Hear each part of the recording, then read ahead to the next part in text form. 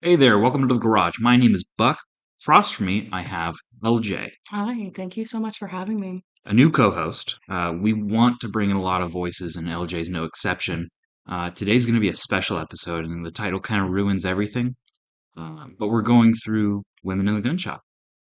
And what better co host to have than a girl in itself? So, LJ, I'm going to let you. Usually, we go through something like what's happened in the past week or so. Since you're brand new, I want to just give a little snippet to you and just have you go through what are your qualifications. And I say that it's more like what do you do? What do you like to do as it pertains to the gun world? What gives you the experience that we're going to talk about today? Mhm. And then we'll just go from there. So I'll Yeah, let you take it. absolutely. I guess so. A little bit of context, a little bit of history. I've always had like an interest in guns. It wasn't until high school, into college that I really started getting heavily into it, more or less because I had the money to get into it, right? Um, Growing up, I was always around guns, always had an interest in them. Um, when in college, I ended up working at a small sports store and worked behind the gun counter that they had there, which was really nice. So I was able to not only meet a bunch of great people with the knowledge and experiences of guns to just further expand my Rolodex of information, but I was also able to just get my hands on some really fun things as well. A lot of things that many other enthusiasts probably wouldn't get the chance to, in the sense that you get to hold a maybe it's like a Barrett 50 BMG, Mhm. and in some cases they're a lot more common nowadays. But like I feel like that is something that's always on the bucket list for gun enthusiasts, but maybe they're missing like they don't have the opportunity to run into that.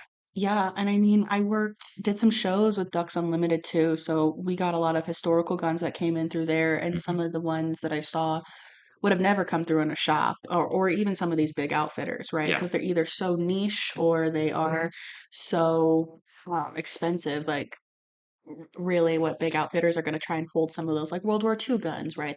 A lot of people want some of those sports games. and you've never sold me any of them. I've never sold you any How guns. dare you? No, I know. Come to the next Ducks Unlimited show. I am working there. So LJ and I are friends. We've been friends for some years now. And so I knew I wanted to do this episode towards the end of our first season here, just so we can get our bearings in terms of what we want this podcast to really be.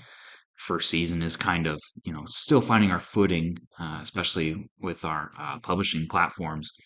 And so I knew I wanted to save this topic specifically towards the end because I wanted it to be something to where a lot of ladies, a lot of women out there could listen to and potentially relate. And maybe if we have time, we can get into some potential solutions and mitigations. Um, and kind of, I guess I should kind of explain that a little better. When we talk about women in the gun shop, I've noticed it with my long term girlfriend, and I know you've experienced it, LJ, Mhm. that women, when they're really shopping for firearms, sometimes they could be either overlooked, shunned, maybe not paid attention to, or taken seriously. We're taking advantage. Or or the other way. They know the person behind the counter knows that they want to buy a gun, and then they either make a recommendation on a firearm that's completely out of the application that applies to that customer, Mhm. or they find the firearm that fits the application, but Mhm. then they jack the price up Yeah. in some ways. Or, I mean, too, something I think of is like, right, this pink tax kind of similar concept, right? The moment they throw on a pink Cerakote on a gun, it's already like $100 more expensive because it's pink, because they're aiming towards women. Or what gets me, what and this makes me chuckle, is when person doesn't know the lady at all. And the lady comes up and says, I need let's say a handgun for self-protection. And they reach for the pink model, like first. That gets me, because I'm like, really? Right? It's like, mm-mm, I want that wood grain timber over there. Not, I don't want a pink Cerakote, Something like something attractive that's pretty, not like nothing dainty. gaudy. Yeah, and it's Like like, those little really? fireflies that are purple and seafoam green. My cousin got a Firefly for his wife. Honestly, I have no qualms against the firefly. I think they're the cutest little things, and I mean, I think for a good little 22 handgun, just to practice, like I think that would be a really good, very, very beginner handgun for like youth learning to do that, just so they understand and how to hold a handgun, Mhm. how to move up in the world, obviously, because yeah, you're gonna throw like a 45 ACP in like a 10-year-old's hand. It's gonna break his face. It's Yeah. gonna come back. And I guess with as it pertains to revolvers, I've never been a huge fan. I put that on quotation marks, but like Mhm. when I think of revolvers, I like cowboy guns. And Mhm. then like the most crazy I'll get is maybe like a police special, like those old 38 police revolvers. Yeah. But like modern like J frames and K frames, I've never been like crazy about. Yeah, I mean, we've had several come into the store. There was a set that I really wanted. They were consecutive serial number Vaqueros. Oh my God. They were beautiful. Wow. I think the owner had only shot them a couple times. Like you obviously you work at a gun store, you can look down that barrel and immediately tell like if it Have was they been shot. shot? How Yeah. much have they been shot? Yeah, and Yeah. these were really clean, so it was very very minimal. Stainless? Yes. Oh. Oh. How much? How much? How much? I think the consecutives, I think they were selling for 800 for the pair. Bottom. I know, and I I was would have like, bought 'em. I would I have bought 'em. I was sitting here and I was like, I want these, but do I need these? They got swiped within a couple Yeah, days. I bet they They did. they were fat selling. So when I look at guns, right? Going back to the topic, I don't look at these pretty guns, for lack of better terms, stuff that the gun retailers would think women would gravitate to. I look at what is sitting on the shelf and what catches my eye, like the stainless Vaqueros, or some big beefy guns like BMGs or anything like that. We had this really beautiful um, someone I completely redid the stock on it. It was a 300 Win Mag, and it was just this beautiful lacquered stock, and it was just a beautiful grain of wood. I wouldn't call it an ebony, but they completely redid that, and I was like, "That's a beautiful gun." Yeah. Compared to this little rinky-dink Firefly, which I don't want. And I like to think, whether man or woman, there has to be some part that walks into a gun shop and still has application in mind, regardless of look. Hmm. And in the case where someone hands you a Firefly, which, if I remember right, 22 revolver, right? Hmm. I don't see a lot of application for that because It's a toy. it, Well, no guns are toys, it's but well, and it's like, certainly not an applicable gun. but we understand, like Yes. being a toy. It's a fun gun. It's not something where like, and granted, 22s and revolvers are way more reliable than they are in semi-automatic handguns, but I would still, man, a 9 mil 45, even 380 if you're a smaller frame shooter. Hmm. But like application in mind before anything. And Hmm. I think the research is still there. You know, men or women, before they go into a gun shop, I feel like you have to have at least a hint of what are you looking for, whether it be like a caliber or cartridge, Hmm. or is there a brand out there Yeah. that might be doing something you like? Yeah.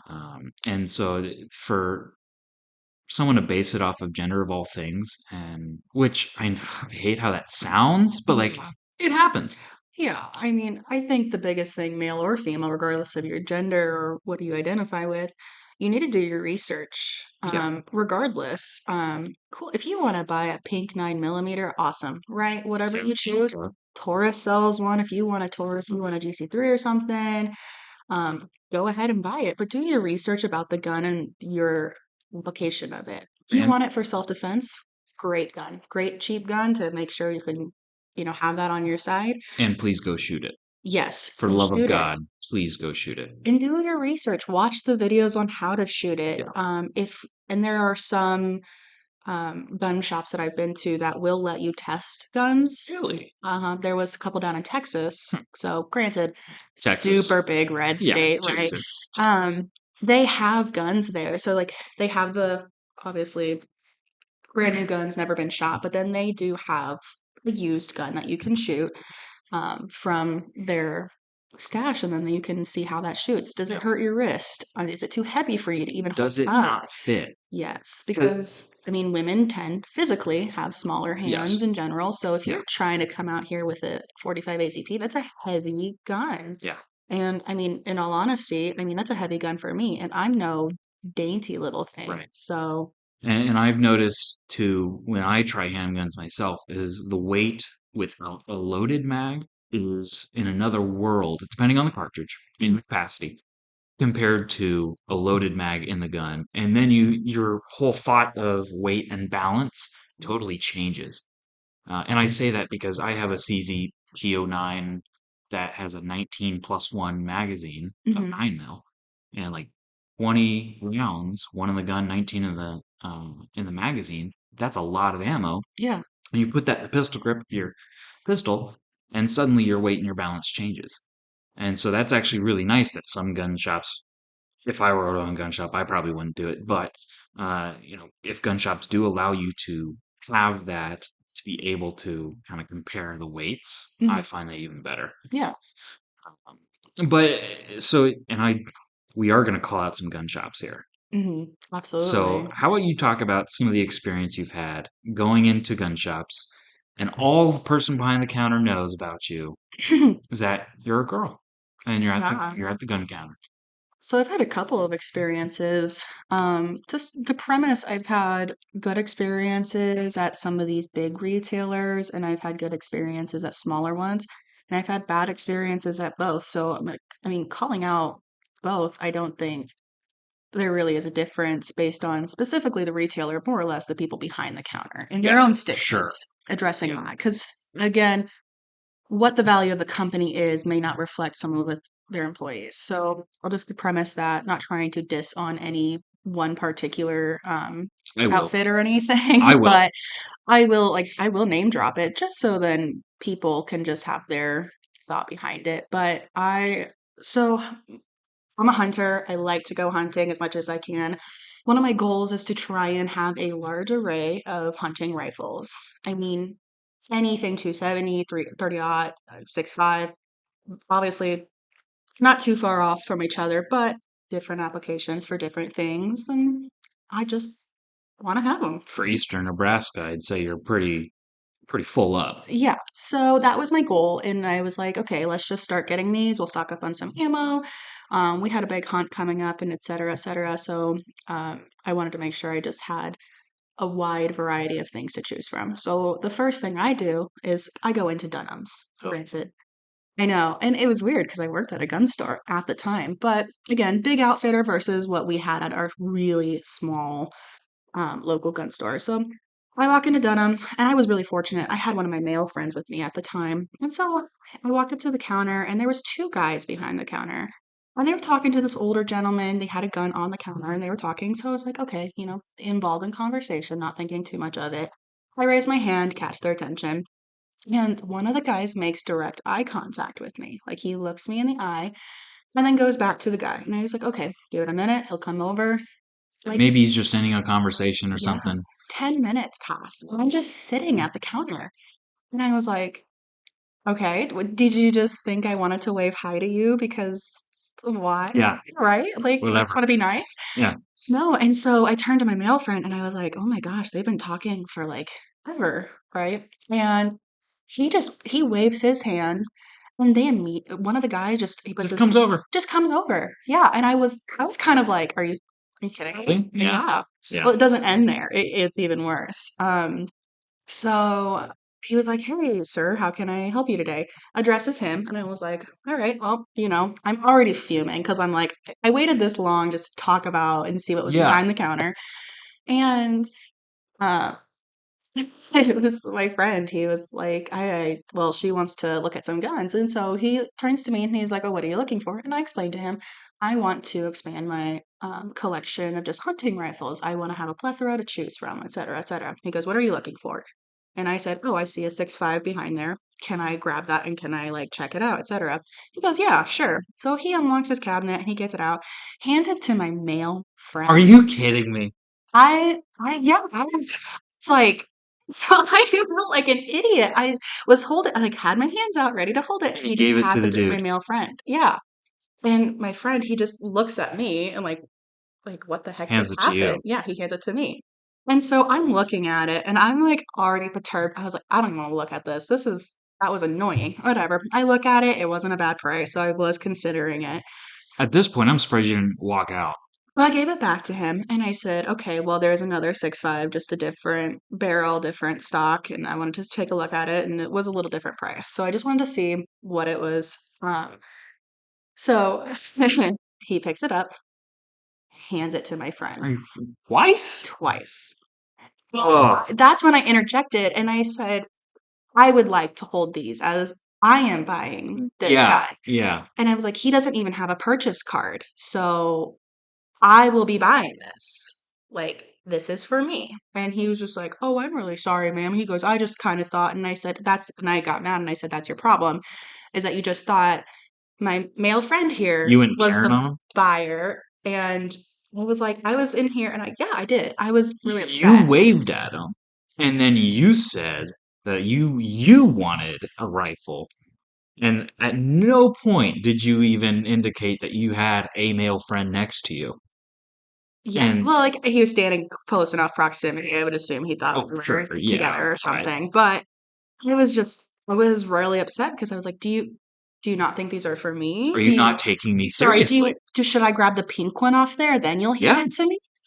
Um, so yeah, Dunham's, I was really appalled just because I was like, that was twice in a row, and I can understand maybe from this guy's perspective, it's like, oh, maybe she's trying to help him get a gun, right? Generally, right, when you like come to a store and I mean, I'm gonna be real, you look at me, I don't look like I'm gonna be like this big gun connoisseur, right? I'm sure. not dressed in camo. I was just dressed in some Hey Dudes and some jeans, like Casually dressed, whatever. right. I looked like a total bum that day too, on Mhm. top of it. So I can understand from that perspective. But I can't. when you I can't. well, that's when you just ask, okay, who wants to hold it, Yeah. right? Like just say that. Especially because I wasn't a super outspoken person to just Hmm. say right off the bat. So So I'll use Dunham's as a welcome mat. I I've never been in a Dunham's gun wise that I have enjoyed my experience at. yeah. So the Dunhams in Scotts Bluff, and I'll point out that one specifically. And I totally appreciate you having a level of discretion with the Dunhams you went into, and you're kind of dancing around it. That's okay. I won't. Like Mhm. I'll call out the store, and you look at Scotts Bluff's Dunhams, and you look at the reviews, and it is just a bad store. Like Really. the reviews are terrible. But I wanted to hold one of the guns that they had, and no one behind the gun counter, like zero people. And then so I go up to the checkout counter and get a manager and say, "Hey, I want to look at a gun." I go back to the counter after they told me they were going to send someone. 20 minutes. It's almost a liability It, when you think about what do you it. mean? Like not having anyone back there in general, it's No, like what could it's happen? this. It's the same issue as Walmart. Is there are people there, Hmm. but how many of them are qualified to go behind the gun counter and unlock Absolutely. and they have keys to unlock the cabinets? Who has the keys? Yeah, and there's no age to like handle guns like there is alcohol at some places, Yeah, right? Like, yeah, there is. well, There is and it there isn't. depends Yeah, on the company too. I know it we does. couldn't hand Yeah, a gun to anyone under the age of 18. We had to right. hand it to the parent. Yeah, They the hand it to the guardian. Yeah, kid, right? and Dick's Sporting Goods, I stopped shopping at because I was 20 years old. I was so close to 21. They won't even hand you a rifle unless you're 21. Like, period. Really? Really? Our rule was we can't hand handguns to 21. We had to ask the ID. Sure. And that's Um, fair. I mean, you have to be 21 to buy one anyway. and So, Dick's Sporting Goods, and at the time, I didn't know what they're. I have never paid attention to Dick's Sporting Goods after that, but you had to mm, be 21 to handle a gun, period, which is interesting. dumb. But so, and I understand this is a ladies' episode, but I'll throw my experience in about Dunham's too.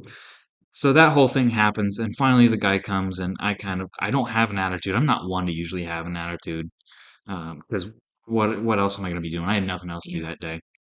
But I had a 7 by 57 Mauser rifle that I had just kind of completed a sporterizing job on, Mm, and I was like, well, I need ammo, factory ammo. yeah, No one had it. And I was like, I never wanted to go to Dunham's again after that first interaction, but I was like, well, let's go see if they have the ammo. absolutely. This was kind of at the tail end of COVID. Mm, And so a lot of companies, especially online, were very guilty of price scalping, buying the limited ammo that manufacturers were pumping out, yeah. putting on their website and making, 50, 60% margin on it because where else are you going to get it? Yeah. It's scarce ammo. 7 by 57 Mauser was one of those calibers. Yeah. So I go to Dunham's and 7 by 57, average price of a box of ammo. I usually put around $1.50 a round, which is $30 a box. Yeah. That is, and honestly, it's more common than you think. But I go to Dunham's and they have Remington Core Locked, which I've never liked that ammo, anyways. But they have a couple boxes, 7 by 57 Mauser, $60 a box. It's atrocious. And I'm like, really? This, yeah, I feel like, and some outfitters were better than others. Cabela's, when I went in there, they didn't raise their prices too terribly much. It was really just the availability. And they did. They said, "We just don't have it. Come back, get a truck this day. We have probably just a little bit of much. You can hurry up and try and get it if you want it." But And everything did go up in price because yeah, inflation was crazy. The economy was absolutely. how it was. But like, you're telling me that a box doubled in price over the course of 2 years? Yeah. No, no, I'm not buying that. And granted, whether it's their cost, either way, don't buy the ammo if you're going to sell it for twice of what it's worth. Yeah, At absolutely. that point, just don't. And so at that point, I don't think I've been into that Dunham since, just because it was such a crappy experience. Yeah. And I'll call them out all day because that I've only been into a handful of them. None of them have been good. Yeah, I have to say the same. I frequent the Fremont area, Fremont, Nebraska, and that Dunham's there. That's where I had that experience. Wasn't fond of it, but I didn't let it deter me. I was like, okay, one bad experience. I contacted corporate, and I was like, this is what was going on, guys. You got to like fix this, if you want to keep your client base. And then I was like, okay, let's go back in again. Midst of COVID, right? I was trying to look for just some certain ammo. They were out of some or whatever, which wasn't a problem. I get it, whatever. But again, I did see some of those prices and that was atrocious. It was bad because they were just twice as expensive, etc. They had, interestingly enough, obviously I worked at a small gun store and we are always keeping eyes out for deals that other outfitters are choosing, right? Sure. Because now we have to compete. We have to match or we have to try and figure out what stock we can get in. And of course, we will never have the same amount of stock. We No, just aren't that no. big, right? Um, so they had, and I can't even remember the gun, but they were having a Black Friday sale in which they had like, I think they were 9 millimeters. I can't remember um the brand or anything, but they had like a stock of 30 guns that they were going to sell on Black Friday for like $200. $130 off for a gun. You have everything in check, they'll sell it to you that day, right? They have a big corporation, they can do NICS checks too, right? Well, and I don't know why or what happened. All of a sudden, and they posted this in their Black Friday ad. Black Friday came, people were waiting, and I had a friend who was like, I want to buy two. I want to buy one for me and my wife, right? And he gets in there and they're sold out. I mean, he gets there at 5 a.m. Hmm. They had took that stock for Black Friday and sold it days prior. Really? Yeah, Was this Academy? I don't Was it? remember. Because I know Academy runs that kind of stuff. Well, it was just appalling because it was like so many people were sitting here waiting for this, right? Because it was a It's a great, popular ad. It's a good deal. it's a great deal, Yeah. right? Especially if you're trying to look for a good, cheap concealed carrier to something practice and just get into the gun world, 30% off. right? And that's really hard to even find with Yes. guns in general. The markup's not huge. So, No. um, they sold it days prior. And so Black Friday, you had all these people waiting in the blistering cold for hours to get their hands on a couple And of they didn't these. have any. They didn't have any. Wow. They had sold it weeks prior. And so we were just kind of, I was just kind of appalled by like their lack of, I don't know how to describe it.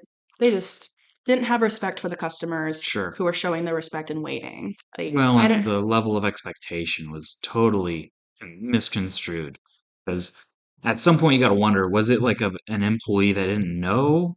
But at the same point, how do you not know? or and then it makes me question their just do they have buddies? Yeah, did they get the handguns and then call their friends like, "Hey, I'll sneak you one under the table before Black Friday if you want it." Something, right? So Yeah, you gotta wonder. I've never been a fan of Dunham's, not only as a purchaser of guns, but also a female purchaser of guns. Okay, yeah. Just that experience was really off-putting. I've never really cared for it. But that's not the only big outfitter that I've had issues with. Let's hear it. Um, Shields. I was really baffled by Shields one day. This one is gonna surprise me. I know. So I took my stepmom in to find her a really just simple concealed carry. In my head, I was like 38 or something small, good for her. That's not gonna like break her wrist because she's a tiny thing, Yeah. but something enough that'll get the job done. Yeah. Maybe not a firefly. So in my head, obviously with my experience, I walk in and they say, "This is what I want. Like, this is what we're looking at," right? And so this guy, and he's with my stepmom, or my stepmom doesn't know anything about guns. Like she was solely relying off the internet that she used, and then me going And with you. her. Yeah. And I'm a pretty steadfast person. Like I'll say no, like nope, this is Yep. what we want. Um, she was with him, and then he was talking, et cetera, et cetera. And she takes him, or he takes her over to this section away from what we were looking at, and he's trying to sell her like a 45. Oh my God. But of course it's pink, might I add, because she is very much I Oh, want something she pretty. is the pink frame kind of. She loves that. Which, She whatever. moment you throw a purple Cerakote on a gun, she was like, "Oh, that's really cute. I love that." Which Huh. preference, Whatever. absolutely. Hey. I know a big hoss that used to come in our store, and he had a pink Cerakote on a Kimber, and then he switched out for pearl grips. It was the most feminine looking gun, and that was his favorite gun. I would only do that with a high point. I can't even remember I what he would had, but only it do it with a was high point. it was the cutest thing. He came in. I know it's weird to say cute gun, but Eh. so I was just baffled because I was like, I know her stature, I know her build, I know what like is capable of. He shot my nine, and she was like, I don't really know. So is he trying to sell her like a 1911 type or style? Yeah. Yeah. And it was way out of price range too, on Oh, top of really? that. We were looking for like the 300 range because Oof. our 300, 400-ish. And I told her, I was like, it was like for around her birthday. And I was like, I'm happy to foot the extra money, 100, $150, right? Your safety means a lot to me. And if that's what we need to do, that's fine. Obviously, start low, build from Sure. there. Because my thought process too, why spend money on an expensive concealed carry when, God forbid, you have to use it, ATF takes it, and you're out that money. Well, let me tell you, because I am a not so proud owner of a Taurus G3C. Mm. I wanted a G2C, but it felt so cheap and crappy. Yeah. And then they jumped up to the G3C, which is miles ahead of the G2.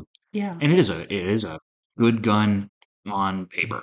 Yeah. And then I went to the range. FMJs, it'll eat all day. Yeah. Hollow points, man stoppers, if there is more than 5 rounds in the magazine, will not feed them. Yeah. Period. It's been an issue too. And we are pretty transparent about that when at our store. We're like, Yeah. it's a fine gun. It's When, certainly not something I would explicitly try and sell as quality, yeah. but it is certainly, it's just something like it gets the job done.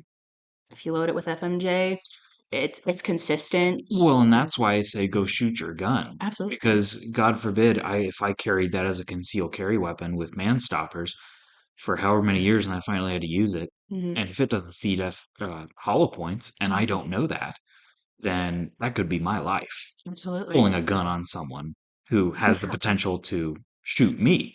That's my life. So, Yeah. I understand the argument, and I'm always been the guy that's like, okay, well, budget versus like value versus what you get. Yeah. But I think maturing in my uh, kind of my journey has been the realization of like, okay, I can afford a little more expensive handgun to Yeah. have the peace of mind involved with it. Absolutely. And a Glock you can buy used for 450, $500. Absolutely. And you As can much as find I some hate great Glock. deals or go straight to the manufacturer. They've got deals all the time What? too. Straight to the, Can you really? yeah. Well, I mean, you behind the counter. Well, I Being a mean, consumer? yeah. What? You can go and search on like if you contact Taurus directly and their customer service. I've actually really enjoyed their customer service, not only from a faculty or staff member point of view, but as a consumer too, like because I had questions and had the same Sure. issue, right? G3 spits FMJ all the time, but like it locked, and I was like, oh, it's not feeding. What's going on, right? And so of course, like all my family is very big gun connoisseurs. They all figure it out immediately. Contacted them. And they're the sweetest people ever. Like I was on the phone with them and he's like, this is kind of a common issue that we've been seeing. Like, what can we do to remedy this? Great customer service from Taurus. Granted, Brazilian company, by the way. interesting. Yeah. Fun Didn't fact, didn't really realize that. made in Brazil. So, um, but kind of moving back, and I value that what you kind of talked about there.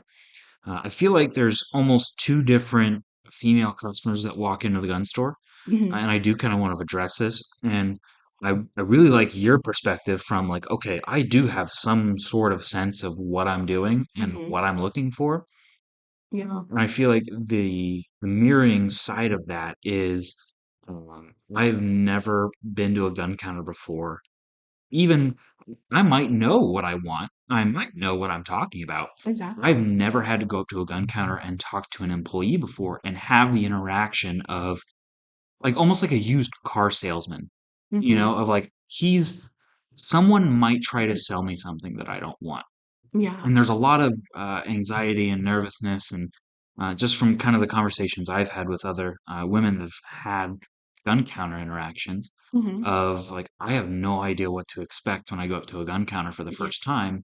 And some people just would rather I'll buy a gun online or I'll go to a gun show or something else. I'll do Yep. anything I can to avoid that interaction because I feel like there is an understanding of sometimes there are gun shops that will hand a rifle two times to the male friend instead of the person that actually wants to buy the gun. Yeah. Or try and upsell you a gun you don't want or need when they bank on you being too timid to say something, Yes. or try and say, well, we can give you this deal, throw in a couple boxes of ammo, sweeten the deal. And of course, as a consumer, when you think, oh, free, you throw in free on anything, right? It's automatically a better deal. Little do you know it's already been baked into the price. Absolutely. They ripped off the sales tag before you came in and Mhm. put a new one on that's $200 higher. Exactly. So doing the research, and it's horrible it is to say, right? Like, and only because I was working behind the gun counter,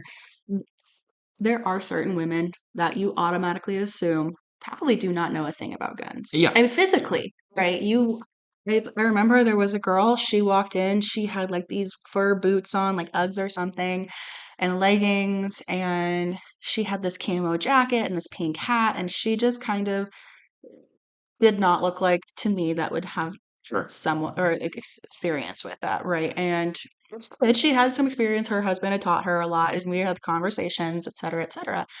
And then I had another person come in, and she looked like she probably knew the world about guns. I mean, she was kind of hardier looking. She had her belt buckles and her jeans and her Ariats on. I mean, she looked like she came from a ranch and knew what she was talking about. Yeah. She could not tell me a thing about what was going on behind that counter. Yeah. So I think it's important for retailers and other consumers in general too, is just realizing looks are not everything. Yeah. You have those conversations. Having worked in retail, and granted, not even close to what you've experienced, I sold paint at Menards for a couple years for college. Absolutely. But like, I haven't seen it all, but I've seen a lot. And I've had a 10-year-old kid dressed like a rancher, just full ranch gear, come up to the paint counter, and he told me sheen. He gave me the color Yeah. code for the color, not even the color name. Not he gave me the code for it, and said I want it in this brand, this submodel, and it gave me everything. And it took 2 minutes. I said, "Yes, sir. I'll get right on it." Yeah. And yeah, if you know what you want, that makes my Oh, job easier absolutely. as a salesman. And it's kind of why I don't really get it because it's like if you're looking for a hunting rifle, why would I hand that to the gentleman that you're with and assume because if I'm wrong, I lose a sale. You lose a sale, and some places go off commissions and stuff too. So like then that you lose a commission. You Yeah. lose. And then you lose the rapport between you and your customers Yes. on top of that. And I think that's the most important aspect. It's like I I will never go to Dunham's again. Yeah. Granted, I didn't buy anything anywhere, but Yep. I could have easily, if I had a better experience there, been more apt to go back and spend more money. Yes. They would have gotten so much more money from me. Now I tend to stick with some of those smaller outfitters because I build the rapport with them. They're so much Yeah. more relatable and everything. And so I'll point out one of my favorite retailers, Cabela's, and I grew up around Cabela's. Love Cabela's. They have their gun library, Hmm. and granted, I don't, my experience, I go in there enough anyways, I think they recognize me maybe. but I don't really get talked to at Cabela's in the gun library. I'm Mhm. okay with that because Yeah.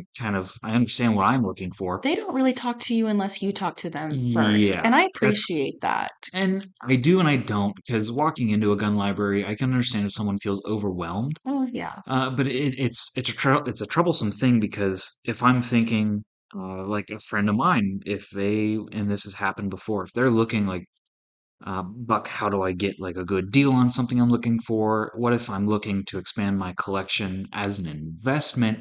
Where do I even start? And the first thing I say is go to Cabela's Gun Library Yeah. because I've bought a lot of guns from them. I really have. Mhm. Uh, and you can find gems still. It's a Absolutely. lot more difficult than it used to be because Bass Pro acquired Cabela's And I feel like the popularity of guns in general it has has grown fallen. too, so, you could fallen. I said fallen. I said grown. Well, in certain places, right? So like military surplus, we've seen those prices absolutely skyrocket. Mhm. And so in that sense, you're absolutely right. Like Yeah, you can't something more find I feel like that's in the tactical what you can nowadays, see yeah. in video games is Yeah. what people want, right? Because they look cool. I've noticed historical ones don't come through as often just because people look at it and they're like, "Oh, it's really old looking." And then And you and I I have the opposite reaction because like I see um excuse me. So they're like M1 Garands, great example. Uh, I remember buying two at auction for $1,000 yeah, somewhere in the 2000 teens, and now you can't touch them for under 16, $1,700. yeah, And so in a couple of years, we've seen that kind of progression on military surplus. And I think you are right. In video games, I think that's had to do with a lot of our generation coming up and buying out those firearms, which every time a gun transaction occurs, the price automatically increases yeah, because everyone wants to make their profit, so the price will increase. yes, And the demand is there. So yeah. military surplus firearms on those old guns have skyrocketed. All of them have Hmm. because they were all in video games and World War II stuff that we played as kids. Fair. And now World War II is becoming much more popular And in it video is. games with some release of a couple new ones. And so on the other side of that, you have AR-15s, which America's sporting rifle. Absolutely. I that is more of like a wave of fluctuation in terms of price. It depends on who's in the president's office. That is true. I mean, you see more liberals in the office, you see those. Maybe it's just me in the gun counter. We saw those skyrocket. Yes. Yep. We saw the sales, any semi-automatic in general too, was skyrocketing. I mean, if I have to be completely honest, I bought a Citadel Boss. Like, Yeah. I thought that was such a fun gun to shoot. Paid like it was a beautiful Cerakote with the American flag and everything. I named it Sure. Ronald Reagan. I mean, it was my favorite thing. Yeah. Kind of a gun, but it was just a fun gun, and in general, we got more of them in tactical black, Hmm. gone. Yeah. As soon as Biden hit office, gone. The threat of having your firearms taken away, one, increases the demand, two, increases the price. The good news is that it drives up gun sales, and I like gun sales. Yes. I like getting firearms into law-abiding citizens' hands. Yeah. That's what I like. So, but so Cabela's Gun Library is kind of the place I always push people towards if they're looking for solid deals. That and auctions, but auctions is a whole different story in getting It's into. another beast. Extremely intimidating. Yeah. I still get nerves at Well, auctions, it's super fast paced and too. it's On top of that, anxiety inducing. and you don't have a lot of time to You really look don't, at that. So you don't. it's a wild card. I've made some bad decisions at auctions. And you live and you learn. And then Sure. now you're expanding your knowledge of Yep. what you can and can't buy and expanding the knowledge to offer to other people Right. who what you can or what you should and should not buy, including expanding that knowledge to women, right? Yep. Because I mean, in reality, women are as they're probably not going to go on the internet and take that initiative and just do this massive amount of research on a gun. What are they going to do? They're going to go to their closest friend and say, "What's your thought on this?" Right. For example, you, like I said, "Hey, what's your thought on this?" And I think you had one at some point, or at least had shot one, and you're like, mixed reviews. Do with it as you will, Probably right? that Taurus G3C. Okay. Probably. And so it's just like then yeah, I supplemented with it. So, uh, as a woman going to Cabela's, loved Cabela's. I liked how they didn't really talk to me unless I talked to them. But when I talked to them, I felt like really good about it because I again went with the same premise after Dunham's. I was already down in the dumps because I was like, I've already had this really bad experience with Dunham's. I'm gonna walk into Cabela's, and I had better hopes for Cabela's. I've always Sure. shopped with them anyway. But I was still just like worried about, am I going to get dismissed again and then go nowhere, right? Is it going to be a Yeah. perpetual thing? Went in there and I said, this is what I want, right? He walked me over to where the guns were in this range that I wanted, and he was like, here's your price range with these couple guns. Yeah. He's like, if you're willing to go a little higher, here are these ranges, I right? love that. And we had a really good civil conversation. I said some things, and he was like, okay, well, I see your point. Like, if this is what you're going for, this is what I would recommend. He's Yeah. like, someone else. He was just so transparent about it, too. Yes. And that's what I appreciated is that he wasn't making the decision for me. He wasn't saying, you need this. He wasn't standing over you and saying, I know better than you. Yes, And I it feel was like, more of a cooperation. and I'll say from a male's perspective, I went into a Cabela's Gun Library in Sydney, Nebraska, and shout out to Lauren, who's an employee there. Um, the first time I walked in there, I never really know what to expect at a new Cabela's. Like, Yeah. I kind of get the vibe usually, but like I walked in there and kind of told them what I was looking for. And usually my go-to question is like, what's the best deal in this gun library? Hmm. And I have yet to find a gun library or like just a regular gun shop employee. I have yet to find someone that doesn't look at me like I have three heads when I ask that question. Yeah. I don't understand it. It's like, hey man, I know you know what inventory you have. I know you know the And price. I know you've been eyeing some too, right? What Yeah. are you So eyeing I'm that like, like what's going on here? And Lauren, who's at the Sydney location for Cabela's, I think I was there for like 2 or 3 hours just talking. I'm not even looking at guns, just yeah. talking to him about anything and everything with firearms, and it was so awesome. It was a great experience. I love Sydney Cabela's. I wish it was in more of like a populated area so they could get more kinds of firearms in there. Yeah. But absolutely lovely experience. It's a shame, and I'll say it right here, it's a shame they're owned by Bass Pro. I've always hated that acquisition. Really. Always have, always will. I can't stand Bass Pro. Granted, I think they've gotten a lot better on their firearm side of things, Hmm. but there was a Bass Pro, and this was in, I think, Independence, Missouri. Okay. And there was a Bass Pro. I went inside, and there were maybe six people working behind the counter, Mhm. and it was busy by no means. It was wide open. Really? They had a ticket taker at the counter, and you had to take your tab and wait like you're at the DMV for them to call out your number, talk to someone, not even look at a gun, to talk to someone so that they could turn around and get a gun for you. That is legit the experience I had there. That's terrible. I mean, it's almost like, wow, cool. It def I feel like oh goodness, how would I describe it? It kind of takes away from that like good, positive, friendly interaction. Now I have It to does. wait to have this Yeah. conversation with you when I could have just been like, "Hey man, what's up? How are you? Like, let's talk Well, about and for this." a casual shopper like me, I don't even know if I want anything on that gun rack. Hmm. And like, I have to wait with a ticket in hand just for the chance Yes, for to me to like something. discuss. Yeah.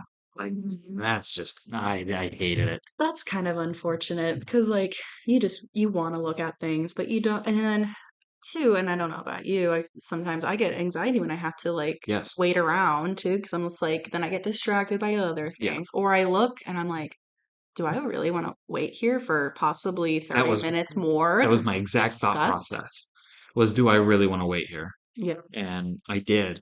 And but here's the other issue is like, I want to look at six different guns across the entire counter. Yeah. And I take the ticket, and he wants the person behind the gun counter. I don't know who he is. It's okay. He'll take the ticket and be like, okay, what gun do you want to look at? Hand me the one gun, I give it back to him, and he wants to move on to the next ticket. And you're like, I'm like, hey not man, done. I got 20 minutes I want to spend here to look at like six different guns because one, I'm always learning. I Yeah. want to handle firearms. Yeah. And two, it's kind of your job. I Hmm. would like to have the, like you said, friendly interaction to help me understand. It's important It is. And for so anybody. Bass Pro, I still go and shop, but that's because Bass Pro is Bass Pro. I don't buy very much there though. Cabela's Yeah. I'll support all day, but they also have the gun library. The used gun selection at Bass Pro is also very slim, Hmm. and I think they push those used guns into Cabela's inventory. I think I that's what feel like happens. Cabela's sells better anyway. They They do, they have a better yeah, rapport with the name they do, prior to being bought yeah. out, right? Versus Bass Pro, it is and always will be a fishing store. Yeah, I can remember. So in the, eastern Nebraska, we have a Cabela's and a Bass Pro within 30 miles of each Sure. other, not very far. Yep. Never would I ever go to Bass Pro. I'm about to go to It's, that Cabela's it's, actually. well, Right after this episode. it's such a great store. I mean, the staff at that particular location in La Vista has been phenomenal for years. I've never had any qualms with them. They've been super fortunate and super nice to rain check certain items aside from guns, on pricing. And so I come back the next week, they have it. They've been super, super sweet and above and beyond. One time I was contemplating having a gun and I was like, I just don't know if this is what I want. Yeah. I held it for 3 days. Every They don't really do that. every time I go to La Vista Cabela's, I almost buy a gun. I've I've only been bought with you and you've almost bought a gun. I've somehow only bought one firearm from them, Mhm. and it was a CZ. I think it was a 457. It was either 457 or 427. It was one of their bolt guns, Yeah. chambered in 19 Calhoun. Crazy caliber. Someone had so James Calhoun is the maker of that cartridge. He's a wildcatter. He took the gun, rebarreled it to 19 Calhoun, and he sells them as like kits Yeah. or complete guns. And I bought that 19 Calhoun. I was pretty happy because I'm a weird caliber guy, so 19 Calhoun's right up my alley. Love it. And so every time I go to La Vista Cabela's, I pick up one gun. I'm like, oh man, I'd really like to buy that. Yeah. But money is a thing. So Absolutely. uh, Cabela's I really like. Bass Pro, it's not that I don't like Bass Pro. I don't like Bass Pro, but like when it comes to firearms, I just haven't seen anything that impresses me with how they operate Yeah. versus Cabela's. I think they do it right. Hmm. And it's a shame that you dog on Shields. And granted, where it's deserved. It is that, but particularly, maybe not. I haven't personally, like when I have looked at guns, that was just my experience with my stepmom. I was really disappointed in that. When Yeah. I went back, um, I Shields in general has always been a great outfitter in general. Yes. Customer service wise, they are always coming up to you. Yep. What do you need? How can I help you? Hmm. I can't remember what the gun I was looking at. I think it was just this little rinky-dink 22, something I Yeah. was looking for my cousin to start that process, right? Um, I said, "This is what I'm thinking. This is what I want." And he was like, do you need help making any decisions?" And I said, "Nope. This is what it is." And he's like, do you want me to write you up?" And I said, "Absolutely." Gave him all my information. As easy as that Out of has to be. 30 minutes, right? As easy as it has to be. Yes. And And granted, and so I'll let you finish here in a second, but I just want to point out that we did have the disclaimer at the beginning of the episode that some of this is the company. A lot of it is the people that work at the company. yeah. So Shields, I've always said that Shields is always what Cabela's should have been. Hmm. I've always said that. Granted, I think their used gun selection kind of needs to get a little better. Hmm. Um, but it's a shame that there's an employee at one specific Shields that might It's have like tried to one take bad advantage of. apple ruins the Right. barrel, which is Yeah. unfortunate, right? Because there for a while, I didn't go back to Shields after that because I was Right. like, why are you trying to upsell And this? why would We I go know, back if that's how I'm going to be treated? yes. But then again, I have never seen that other employee Sure. there, so maybe they moved on, maybe something worse happened. I hope the best for them, but um, it's just then some of those extra positive experiences. Yeah. So I really try to gravitate towards the smaller stores though, is Mhm. because I just don't like having a ton of people around me. I feel a lot Right. more pressure, and maybe that's kind of what they're relying on is the pressure of other people around you. Yeah. I working at a small gun retailer, I always tried to make them feel pressure free as possible, Yeah. right? I would, if they were old enough, I'd hand them the gun and I'd be like, check it out. I'm going to help this customer here. Stay around here, do what you need to do, Mhm. interrupt me if you have a question, right? And I was trying to keep it as casual as Yep. possible. And I've noticed that carries across the smaller ones. But I've also noticed I have not had the same issues with like Shields and Dunhams that I had there in some of these smaller stores. Right. Maybe it's just because there's not as many people there. Smaller towns, I know a lot more people around, or that whole concept circle of six, right? You know, Yeah. 6 people, you're bound to know one of them. Sure. And so then we strike up that conversation and have that bonding thing. And so, and I'll throw this out there because we're kind of coming towards the end of the episode. If you are an out-of-state buyer, I would be kind of careful, depending on what state you come from, Yeah, with the smaller shops because I know Colorado people and California people. I've took gun shopping really. because during college I've always wanted to bring more knowledge to the gun world, Hmm. and that includes people that might be uncomfortable around guns, Hmm. but just need a safer and comfortable space to learn about them. Yeah. I think that's the key to kind of getting over the trope that is around firearms. Hmm. But like, I take them to small shops, they won't even consider selling a gun to someone from Colorado or Mm. California. Yeah, we just won't do the paperwork. There is a legal process to do it. Yeah. We're just no, we won't do it. Granted, they're right to do that. Hmm. I kind of get it. If you're from California, 17 hoops, three FFLs, and however many documents later, how Yeah. profitable is that business if you have to spend payroll to do that process over and Yeah. over again at the same time? It's just something to be aware of. Yeah. But to kind of close out the episode, I do want to ask one more question Hmm. and kind of helping any of the ladies that might be listening to this podcast. I'm not sure how many there are. Please consider subscribing, by the way. Podcast every Monday. But what kind of advice would you give someone? And I will limit it to the ladies, but if you're a gentleman and you're in the same case, feel free to take some of this advice. Who might feel uncomfortable going up to a gun counter with the fear of not being taken seriously or Hmm. just being shunned? Yeah. What kind of advice would you give them to kind of either overcome that fear or just get towards it? One of the biggest things I think is, and I'm going to iterate this a lot, is confidence is key. Do your research beforehand so Yes. then you know what you're walking into.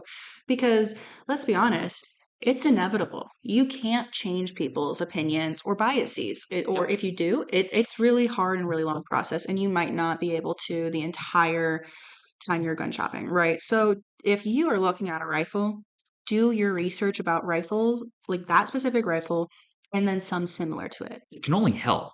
Yeah, and then go in there, say, this is what I'm thinking. This is the research that I've done, and then have those conversations with the people. Something that I also iterate is if you are feeling uneasy or uncomfortable, just walk away because then you're going to get pressured into buying something you don't want to buy. And that's a lot of money. Let's face it. And you just can't turn around and return them. Yeah. That's also You can't. difficult. Yep. And then on top of that, then you have it's again another stigma like, oh, you probably can't handle it, probably ruining your experience with that shop as well. And that's what we don't want to do. Um, Personally, again, to each their own. I don't gravitate towards the colorful pink guns. If that's something that you want, awesome. I recommend with women look at versatility and reliability with your weapons first. Test them out. If you have a friend who already has one, ask them. Say, hey, I'll buy a box of ammo if I can just run it through and see how this shoots, right? Um, like your Lapois, right? Like Oh God. I I said, "Hey, if you don't mind, would I look can I shoot a couple What I did. shots?" Yeah. I let you. And I was like, wow, okay." Glad I don't own one. Yeah. I Ah, was like, at $6 a pull. Oh, yes, and you were so kind to let me do that, and to it was super nice because I realized that was not something I really yeah. needed. It's fun. I'll give you that. It's one of your favorites, but Check something off the bucket list. absolutely. At that point, you're satisfied with 338 Lapois, Yep, and and you can let it lie. That's absolutely. So look at the reliability and the versatility of your weapons prior to buying them. yeah, If you can always Cerakote a gun. You can always make it pretty. Like there are people out yeah. there who, if you really, really, really, really want a pink gun, go for it. After you find one, that's great because generally they charge more for them too. Sure. With cosmetics, that is something that is down the road kind of thing. Absolutely. And I've said it during this podcast. When you have a firearm, the purpose is to shoot it. Hmm. Get very comfortable with the platform that you've chosen, Hmm. and then if there are cosmetic things that you want, then Hmm. you can look at it Yeah. once you are very comfortable with it. Yeah. Um, Part of the thing that I'll add in there too with your advice, and this is whether you're man or woman, um, find a friend that knows more than you. I think it's always healthy to have a friend that knows more than you when it And comes to don't be firearms. ashamed And to ask for that help. absolutely not. Do not be ashamed because There are entirely different education levels when it comes to firearms Mhm. throughout the industry. There are people Absolutely. behind the gun counter that you might know more than. That's okay. Absolutely. I mean, there were guys who came into my gun counter and they taught me things. Yeah. And I was more than thrilled to absorb that information so then I could relay it to others. I had a guy who crossed first focal plane with second focal plane Mhm. and thought they were the opposite. And granted, I'm not a huge jackwagon about it, but I Mhm. told him, I was like, hey, like, you're wrong. Yeah. In the politest way possible. Okay. But also in Scotts Bluff, went to DEF CON all the time to Yeah. visit Squibb. And Squibb's boss, shout out to Lenny, um, he is, I think it's SWAT he was. Yeah. And so he was very conversable in modern firearms. Absolutely. And he was first one to admit, I'm not the best with military surplus, older Yeah. firearms. Like, I'm not that well versed in it. Mhm. So it's okay. Yeah. Like no one knows everything. And if you're just starting, find a friend that does know more Mhm. and just leech off that information Yeah. and take them with you gun shopping. If you are that friend, I'll call you out. If you are that friend that goes with the less educated friend to go buy a gun, if that person behind the counter hands you that firearm instead of the person that actually wants to buy it, like LJ here, you give it back to them and you say, I'm not the one buying this gun, she is, or he Advocate is. for your friend. Yes, stand Also, up. don't overtake your friend's spotlight in that moment Yes. either. They are the purchaser of the gun. Yep. Stand back, only intervene if you feel like they're in a compromised situation where Yeah. they are getting timid and overwhelmed, then, go up there for support. So a big process that my girlfriend and I had, because she's still shopping for a handgun right now, Yeah, but in kind of in the early stages of shopping around, it was the process of we both go up to the gun counter.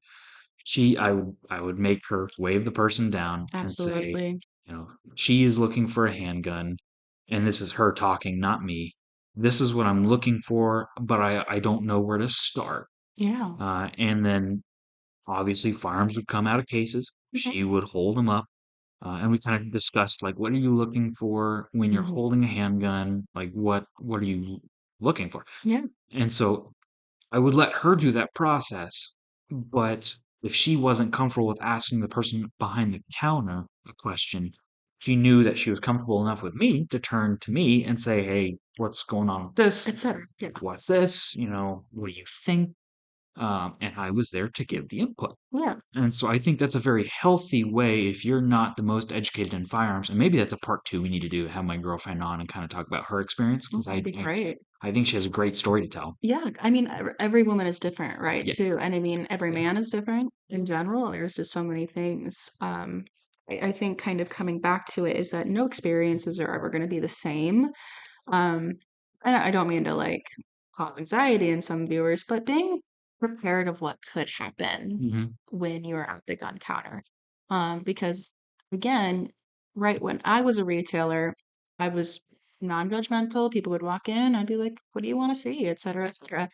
There are going to be people who are very confrontational and who, again, have their own opinions and stuff and may not reciprocate the same warmth that you might at the Yeah. counter. So being prepared to stand your ground too without becoming overly aggressive or defensive in that matter as well.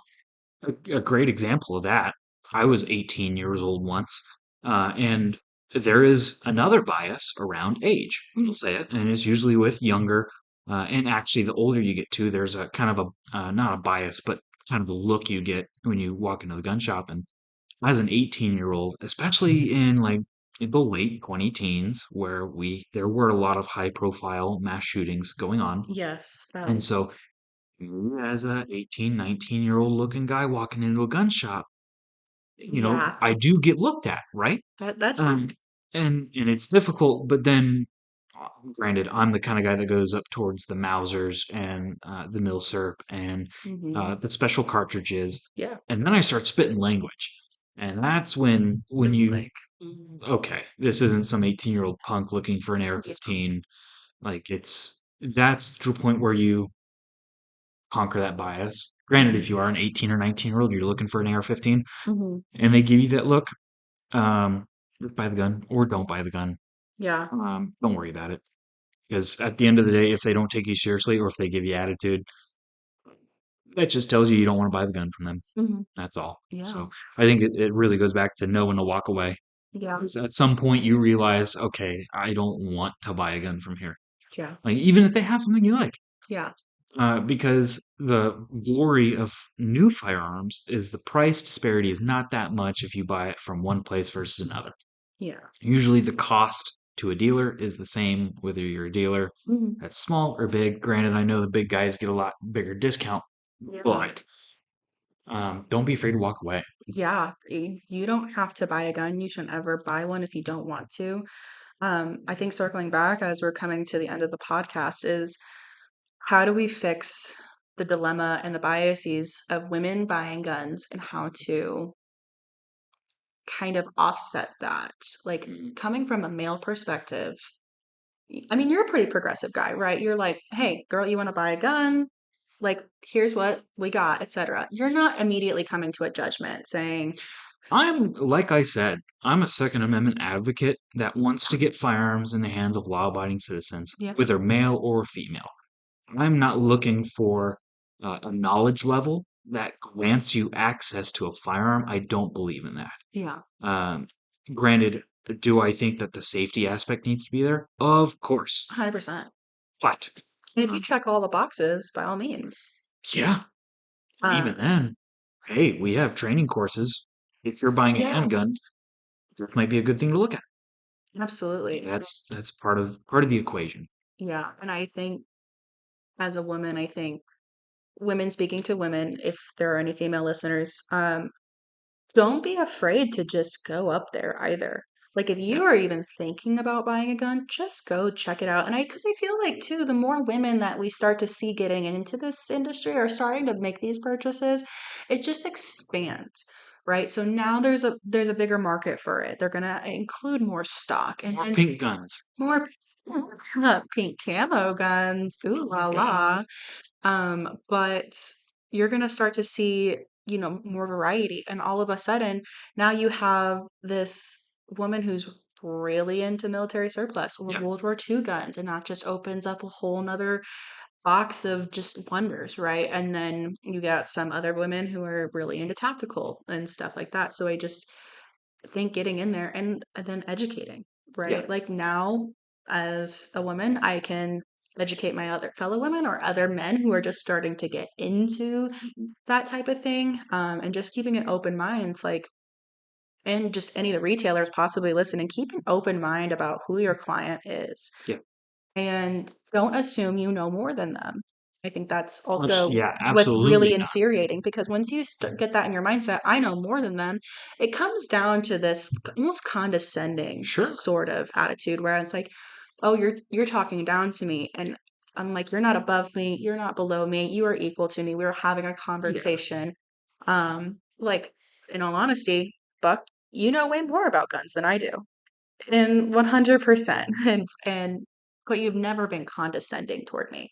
We've Yeah. always had those conversations and so this is what your opinions are. Here's what my opinions are. Here are what facts are based on the reviews, et cetera, et cetera.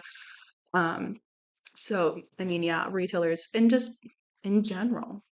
And so for the firearms enthusiasts out there that might disagree us with on something, at the very least, I think what a big goal for the firearms industry should be is to get people who are uncomfortable with firearms comfortable with firearms. That was a big issue. I went to a private liberal arts college in the middle of Mhm. Kansas Yeah. who recruited a lot from California and Texas for their athletics programs. So I was around a lot of people that have been around demonizing propaganda against firearms. Yeah. And they see me, who I did most of my projects surrounding firearms, Hmm. and they assume I'm with the propaganda they've noticed, and I'm that guy. But you talk to me, I'm the easiest person. I try to be the Absolutely. easiest person to talk to about firearms. Yeah. And so I've always been the person. I've taken Australians shooting before, Mm. and Australians being one of the most strict gun control countries in the world. Yeah. And of course, that gentleman was anti-gun, and I think he still is, and that's okay. I'm friends with those too. But he's way more comfortable surrounding the topic now Yeah. because he shot. I think we shot an AK. and we've shot a 338 Win Mag, so big boy.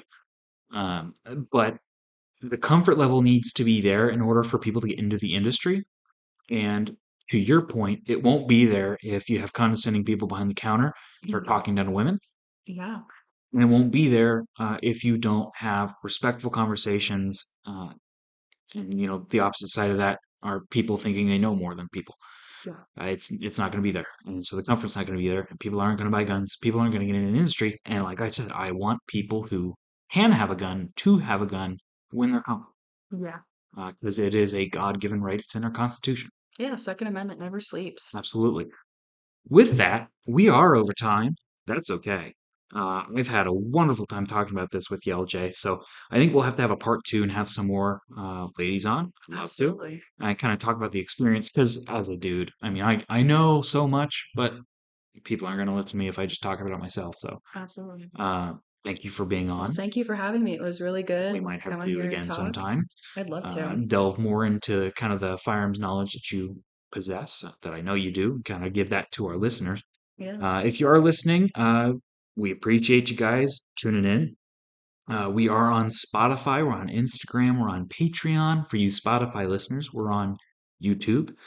We're coming close to the end of the first season here, Okay. uh, which is exciting. 20 episodes is one season, and then there'll be a little break between season one and season two, but that's okay. Yeah. Uh, so if you enjoyed what you're listening to, consider subscribing, liking, commenting, notification bell. Anything you really want. Yeah. Uh, Consider supporting us in that way. We also have Patreon exclusive content. So Yeah. if you'd like to Share the consider, podcast, get it out please there, share. educate the Please, people. please share. Be timid to buy guns. I think this is a great platform to start. Listen to this on your way to work and learn. So then you're not as apprehensive when you go And into situations. and this podcast has never been like there are podcasts. If you want to listen to like ballistic information, numbers, and like really delve into the industry, there are podcasts for it. Hmm. I like to think that this podcast is a great one for people trying to dip their toe into the water. We're Absolutely. not talking about like feet per second or energy, which we are, but we aren't. We're not like delving into differences. Um, it's a very face value podcast, and I think I like how that is. So, yes, please consider sharing this podcast at any knowledge level. At the very least, if you have a long drive scheduled, it'll be fun. Yeah, So, absolutely. until next time, we'll see you on the next Lux Garage episode.